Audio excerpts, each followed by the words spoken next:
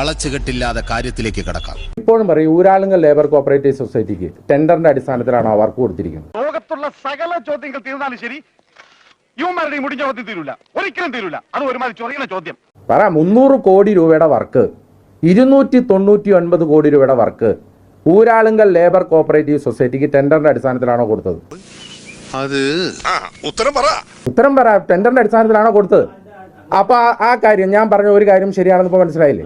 ഇത് വല്ല ഇടങ്ങേറായല്ല. 300 കോടി രൂപയുടെ വർക്കിൽ ഈ 400 വീടിന്റെ 80 കോടി രൂപയ്ക്ക് അപ്പുറം എന്താണ് പണിതത്? DYFI എന്നാണ് 20 കോടി രൂപ സർക്കാരിന് കൈമാറി. എനിക്കറിയില്ല. മുഖ്യമന്ത്രിയുടെ പ്രസംഗം എന്താ? 20 കോടി രൂപ ഇവർ കൈമാറി എന്നുള്ളതല്ലേ? ഞാൻ ഇപ്പോഴും ഉത്തരവാദിത്തത്തോട് കൂടി ചോദിക്കുന്നു, 20 കോടി രൂപ ദുരിതാശ്വാസ നിധിയിൽ വന്നിട്ടുണ്ടോ? ആ ദിവസം വന്നിട്ടുണ്ടോ? ഒരു 27-28 അതി കൂടില്ല. കണക്കുകളൊന്നും ശരിയാകുന്നില്ലല്ലോ ഗംഗാര. പേടിച്ചിട്ടാ. പണ്ട് എനിക്ക് അങ്ങനെയാ, പേടിച്ചെനിക്ക് കണക്കേറ്റി പോകും. അല്ലെ, UDF സ്ഥാനാർത്ഥി പറഞ്ഞതിന്റെ ഉത്തരം ഇവിടെ DYFI പറഞ്ഞോളൂ. പക്ഷേ വയനാട് ദുരിതാശ്വാസത്തിന് വേണ്ടി പിരിച്ച ഫണ്ടിന്റെ ഒരു കണക്കില്ലാത്തവർ ഒരു മാറ്റമില്ലല്ലോ. ഇത് എവിടെ പോയി എന്ന് കൃത്യമായിട്ട് കണക്ക് പറയാൻ പറ്റാത്തവർ ഇപ്പൊ പറയാണ് ഈ DYFI കൊടുത്തത് അന്ന് വന്നോ അതോ ഇത്ര ദിവസം കഴിഞ്ഞാണോ വന്നത്? DYFI കൊടുത്തതിന് കൃത്യമായ കണക്കുണ്ട്, അത് കൃത്യമായിട്ട് പോയിട്ടുണ്ട്, അതിന് ഡേറ്റ് ഉണ്ട്, അതെന്നാ കൊടുത്തതെന്ന് കൃത്യമായിട്ടുള്ള കാര്യങ്ങളുണ്ട്. ഐഡിയ ഒക്കെ കൊള്ളാം, പക്ഷെ ചെറിയൊരു ട്വിസ്റ്റ് ഉണ്ട്. ഈ പത്തനംതിട്ട ജില്ലയിലെ എല്ലാ പത്രക്കാരും നോക്കിയതല്ലേ ആ സ്റ്റേറ്റ്മെന്റ്? ആ അക്കൗണ്ടിൽ നിന്ന് 1,20,00,000 1,05,00,000 മറ്റാണ് അല്ലെ?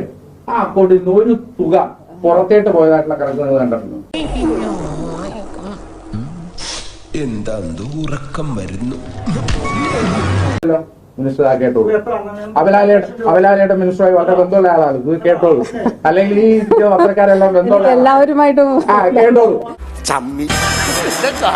അന്ന് പറഞ്ഞാൽ കണക്ക് ഞങ്ങൾ പത്തനംതിട്ട ജില്ലയിൽ വന്ന് പരസ്യമായി ഞങ്ങൾക്ക് കിട്ടിയ ഓരോ തുകയും എന്ന് പറഞ്ഞാൽ 50 രൂപ മുതൽ 100 രൂപ മുതൽ 500 രൂപ മുതൽ എത്ര രൂപയുടെ കണക്കാണോ ആ അക്കൗണ്ടിന്റെ ഓരോ രൂപയും ഞങ്ങൾ പറഞ്ഞതാണ്. അതുപോലെ ഒരു കണക്കാണോ DYFI ഇവിടെ അവതരിപ്പിച്ചത്? ഇറങ്ങി ഓടാന്ന് വെച്ച വഴിയും പരിചയമില്ല. 2.5 കോടി രൂപ ഏപ്രിൽ മാസത്തിൽ കൈമാറി, 2.5 കോടി രൂപ മെയ് മാസത്തിൽ കൈമാറി, 15 കോടി രൂപ 2026 ജനുവരി മാസത്തിൽ കൈമാറി. എന്ന് പറഞ്ഞാൽ ദുരിതാശ്വാസ നിധിയിൽ കൈമാറി എന്ന് പറയുന്ന ചെക്ക് വ്യാജമായിരുന്നു എന്ന് ആദ്യം തന്നെ DYFI സമ്മതിക്കുകയാണ്. സത്യമാണെങ്കിലും എനിക്ക് അംഗീകരിച്ചു കൊടുക്കാൻ പറ്റുമോ? ഈ നാട്ടിലെ സാധാരണ MLA-മാരടക്കമുള്ളവർ കൊടുത്ത പൈസ, ഈ നാട്ടില് പാത്തുമ്മയുടെ ആട് വിറ്റ് കൊടുത്ത പൈസ, ഈ നാട്ടിൽ കുടുക്ക പൊട്ടിച്ചു കൊടുത്ത പൈസ, 750 കോടി രൂപ സർക്കാർ കയ്യിൽ വെച്ചിട്ട് സർക്കാർ പൂർത്തീകരിച്ച വീടല്ലേ? മോനെ സാർ ചോദിച്ചു ഉത്തരം കൊടുക്ക്. ഞാനും നിങ്ങൾ കൊടുക്കുന്ന നികുതി പണത്തിൽ നിന്ന് പൂർത്തീകരിച്ച വീടിനെ പറ്റിയല്ല പറഞ്ഞാൽ CPM പൂർത്തീകരിച്ച വീടിനെ പറ്റിയല്ലോ. വല്ല കാര്യമുണ്ടോ? എന്തിനാണ് ഇങ്ങനെ ഇല്ലാന്ന് നടക്കണേ?